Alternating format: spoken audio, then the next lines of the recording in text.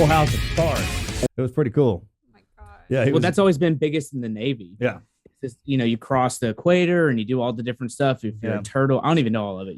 I mean, shellback, definitely know more than me. polywog, Shellback, yeah. If you're like all these different things, and it kind of, I don't know, it kind of permeated like all levels of military culture after that. Because I just remember like sailors in particular, they were always heavily tattooed. Yeah, that's the thing. That's what you do in the Navy: drink beer and get tattoos. We still do that.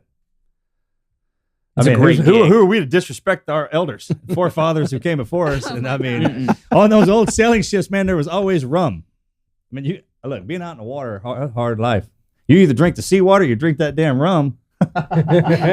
You know what I mean? And it cleaned you out. That's what the biggest thing was for dysentery. It made sure that you it helped with that. There you go. It's for health reasons.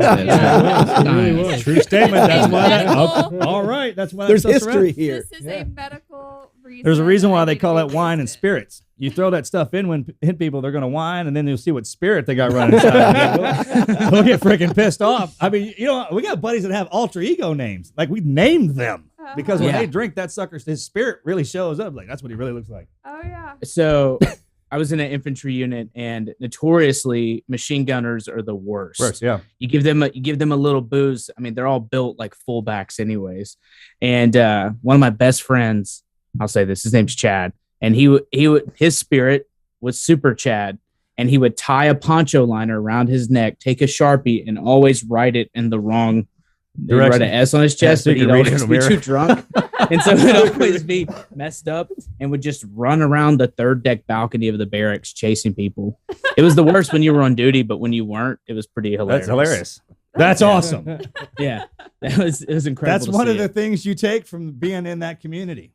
That's so funny. And that's the coolest part. It's like a civilian, you can go back to being a civilian. You can't go back into being a military. You have to actually sign up and do that. And for any other reason, I mean, forget about if we never had to go to combat or if we did our thing, just to see and meet everything that walks through there. Yes. Yeah. I didn't know people from Pennsylvania got down like that till that moment. Right?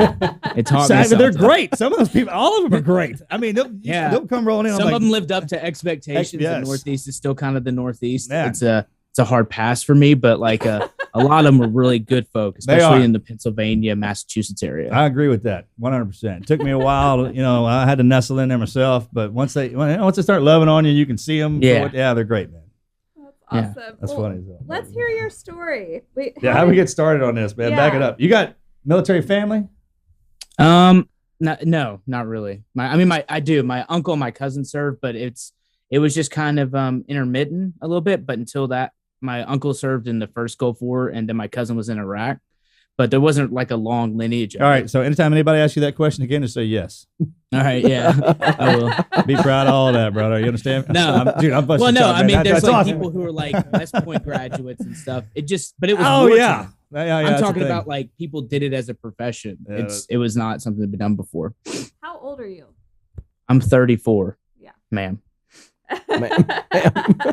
Squared away. So I'm trying.